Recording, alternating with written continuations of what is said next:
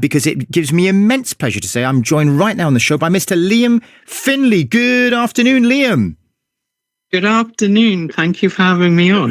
Liam, it's an absolute pleasure. And thank you, by the way, for getting back to me so promptly on a bank holiday Monday as well, Liam.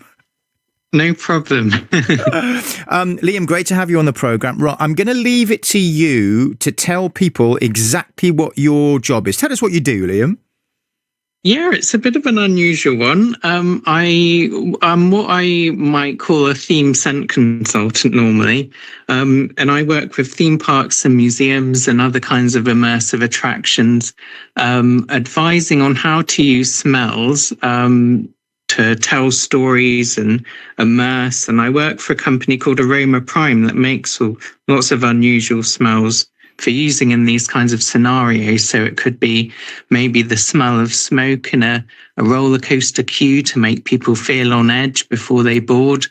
And that would tie into the theme of the ride. Or it could be scary smells at Halloween to put people on edge. Sometimes they're nice smells as well. So maybe appetizing smells to draw people towards the gift shop, which is always a classic.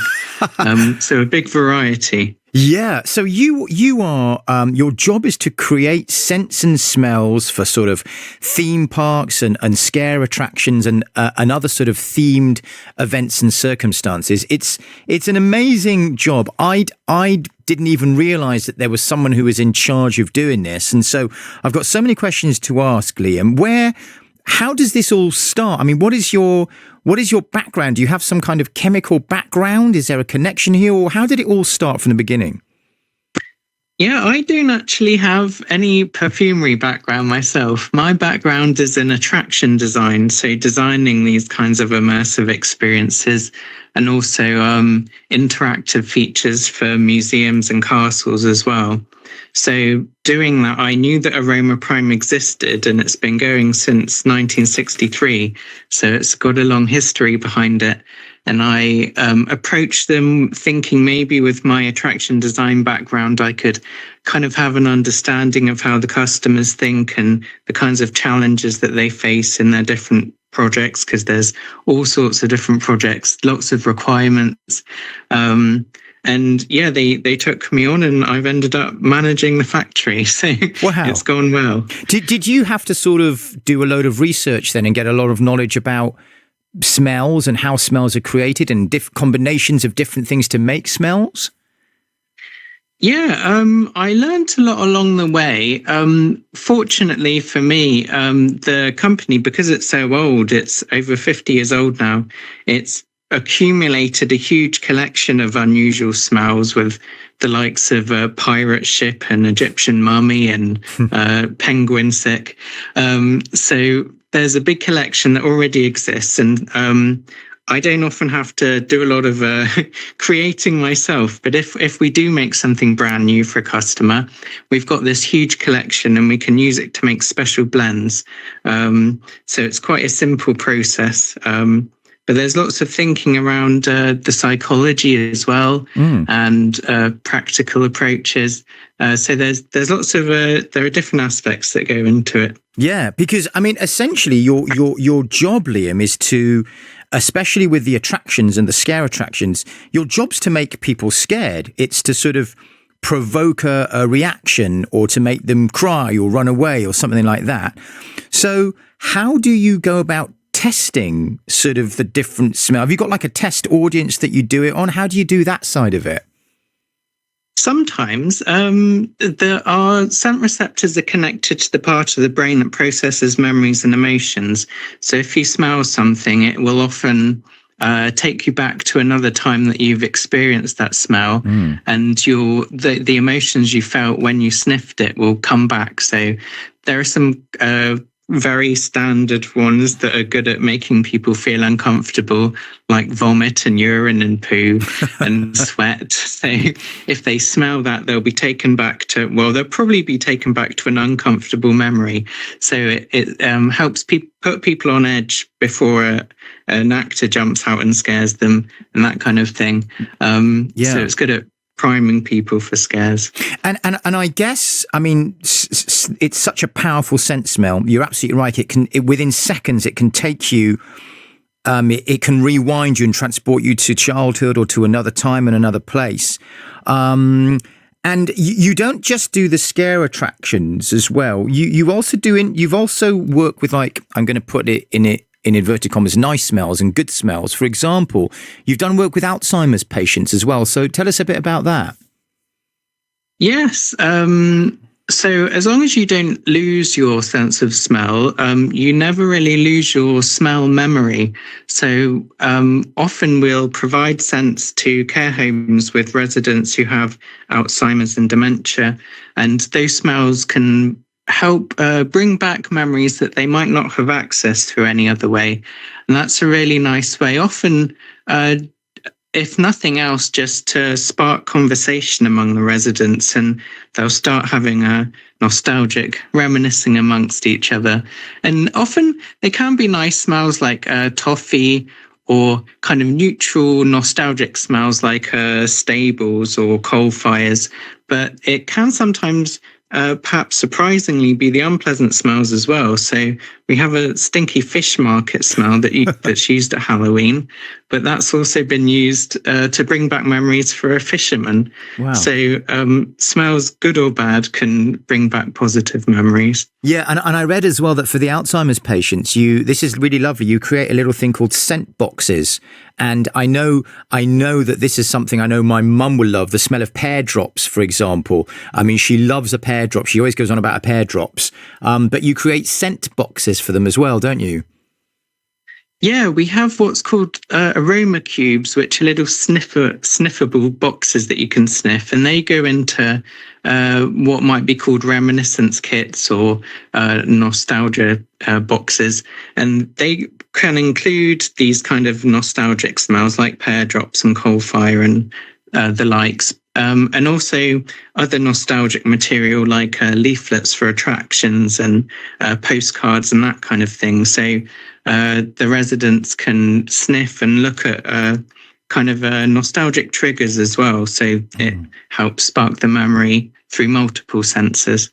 And Liam, how do you go about sort of creating the smells? Do you sort of combine different smells or different chemicals or different things together? And have there been any particular ones in the past that were sort of quite challenging to make, for example? Yeah. So like I say, because we have such a big collection now, we've got all sorts of formulas that we can work to. And there are different chemicals that have their own olfactory qualities. So some things might smell a bit like roses and some things might smell a bit like grass. And we can combine those chemicals. They come as liquids and blend them together so that we can get the right balances. And yeah, if we're making something new, sometimes we might sniff real life references. You asked about challenging smells. Sometimes the most challenging can be when we're recreating a smell that doesn't exist anymore. So we work with museums a lot. And I recently worked on a woolly mammoth smell. And of course, it's a bit tricky to find out what a woolly mammoth smells like. But I found out that they probably didn't emit body odor because the client originally asked for a sweaty smell. So I had to think, okay, what did they smell like? And in the end, I thought, okay, they lived in kind of grassy environments and they had thick coats. So I went to a local farm and I sniffed the environment around the sheep and the llamas. And of course, they had different similar diets to sheep and llamas in that they ate grass. So I put a bit of a grassy poo smell into the final result. And it can be interesting because you can, through kind of researching in that way, reading, but also sniffing contemporary real life things, you can find out that lots of things from history might have been very similar to the smells in the world around us today. Liam's job is to create scents and smells for theme parks and scare attractions. So all those horrible smells that are added to make the experience more immersive for you when you're going on your rides and everything, he does them.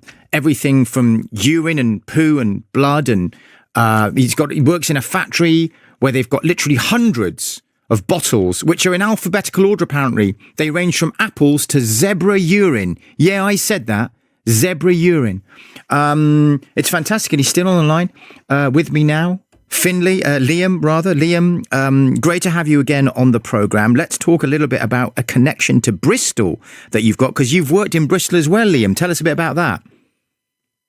Yes, it claims to be one of the world's stinkiest museums, Brunel's SS Great Britain, which has all sorts of smells that would have been around back when there were passengers on board the ship, because it's a ship museum.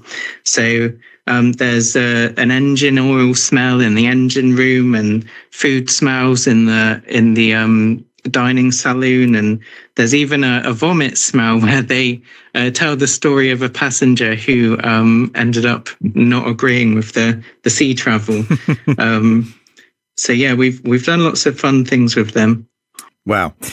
Tell me a little bit as when it sort of doesn't go to plan, specifically. I'm talking about the smell that you tried to create for the aptly named Texas Chainsaw Massacre theme ride in the US. So what happened there, Liam?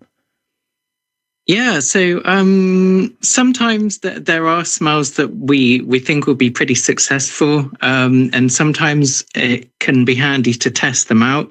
And there was a test run of this scary attraction in America, where we had been commissioned to make a rotting flesh smell. And these days it's very popular, but we were still tweaking it back then.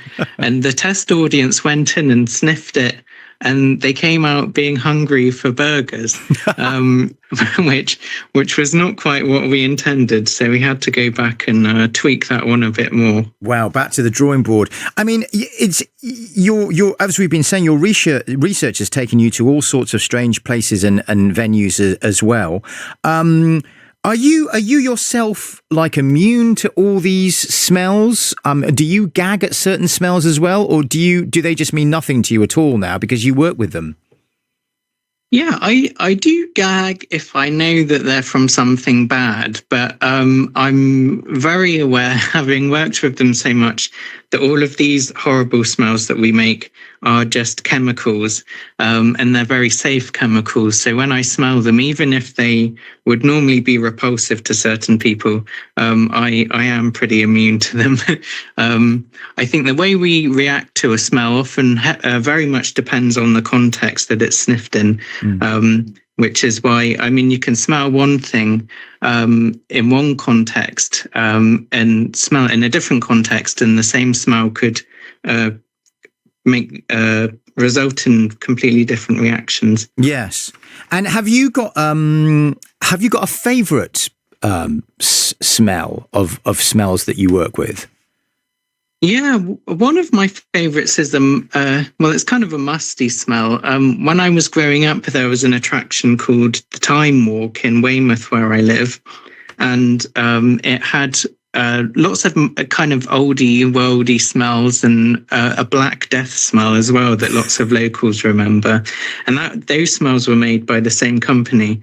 And that one's always stuck with me. It's a kind of like an old musty library smell. Which again, it's not necessarily nice, but it takes me back to that time in my life and enjoying the atmosphere of the attraction. Yeah, I mean that type of smell is so powerfully nostalgic. You're absolutely right about that. I can literally, as you're talking about it, Liam, I can almost smell it myself. I can smell it and see it in my head, if that makes sense. We've been talking about the smells and the scents. But in terms of, because what you've got to do is you've obviously got this ride. The ride lasts for however long it does, 30, 40, 50 seconds. And I guess, is there work that goes into at what point the scents are going to kick in, and the timing of the scent that comes out and how long it lasts for when it goes around the ride? I mean, all of that must be quite detailed to sort of work on in terms of planning it all.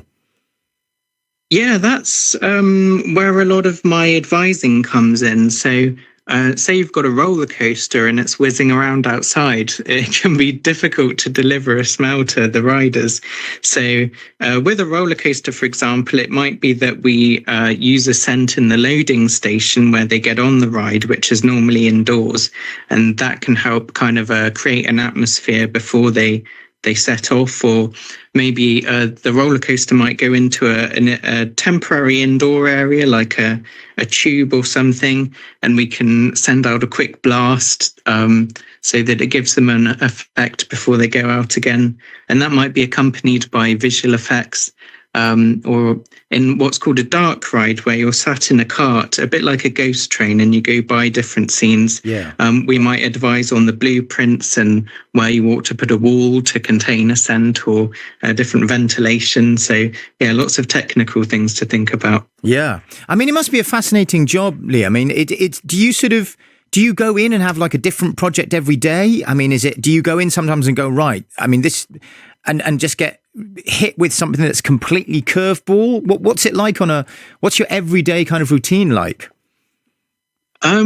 Lots of it is sniffing samples, but also taking calls and replying to emails. I have a whole list of emails from museums and theme parks and such, with all sorts of very unique requests and questions. So it is always very varied. I'm pretty on top of everything. Sometimes it can be challenging when it's a theatre that wants to use smells, because first off, you've got to spread the smell across the whole auditorium. Yes. Normally it's just within a few seconds. And then, of course, you've got to get rid of it in time for maybe they want to use another scent later on, and you don't want the smells to mix up. And more importantly, you want it to disappear before the next show, because the next show might not want the smells of burning and whatever. So yeah, theatres are probably the most difficult ones. What's next for you, Liam? Have you got a particular project that you're working on at the moment or about to start on that's of interest? Well, lots of them tend to be pretty top secret, but right. There's lots of exciting maybe you've seen lots of exciting theme park news that's coming up for the UK, and we're exploring lots of possibilities there. Oh wow! Are we talking in a sort of a large town outside London, by any chance? Potentially. Wow. Nothing's set in stone, and nothing is confirmed, otherwise I'll be in trouble. I like it. This is like MI5 CIA, the CIA of smells. I like it. This must be an incredible conversation starter at a party, Liam. When you introduce yourself and you're in a group and you're saying hi for the first time to people, how does this go down? Yeah, it's often a good one. Although it does require me to do a lot of explaining as well. It's not so easy to explain compared to a teacher, for example. Yeah. Although, and I've got to say, because I've got a photo of you in front of me, in front of a roller coaster, and you look the part as well. You've got this like little sort of briefcase that's got Aroma Prime on, the name of your company, and it's you wearing a fabulous dicky bow as well. And it does look like something out of like Harry Potter. It's got that kind of Hogwarts feel to it as well. Yeah, we do compare our work to Charlie and the Chocolate Factory quite a lot. It's a bit like that, but with smells instead of chocolate. Yeah. So yeah, there's lots of opportunity to kind of have fun with how we dress as well as what we speak about. It's amazing. Final question, Ian, because I've kept you on long enough on your Sunday afternoon. You know, when I was a kid, the ultimate naughty thing to do in class was, of course, to drop a stink bomb. We've all been there. We've all talked about it. It's one of those things that you might get detention for. Have you guys ever dropped anything in the factory when you're working? I mean, accidents must happen all the time. And what happens there? Yes, well, we don't tend to drop things. We do. Our staff might go on the bus, and people will say, "Why does it smell like smoke in here?" But we do have lots of customers who drop things, and I've heard about people's offices stinking for days after, and someone, I think, spilt a zombie smell in their car, and of course they had a zombie scented car for weeks. So yes, there have been a few mishaps. Brilliant. Well, listen, I think it's absolutely fabulous what you do, Liam. Thank you for coming on. Both the horrible, nasty smells that you do, but also these lovely smells that you do, as we said earlier on, for Alzheimer's patients, where you create little scent boxes that evoke those happy memories. Thank you so much for your time today. Much appreciated, and all the best for the future and your future smell creations. Thank you very much. It's been fun chatting. Thank you very much. Liam Findlay there.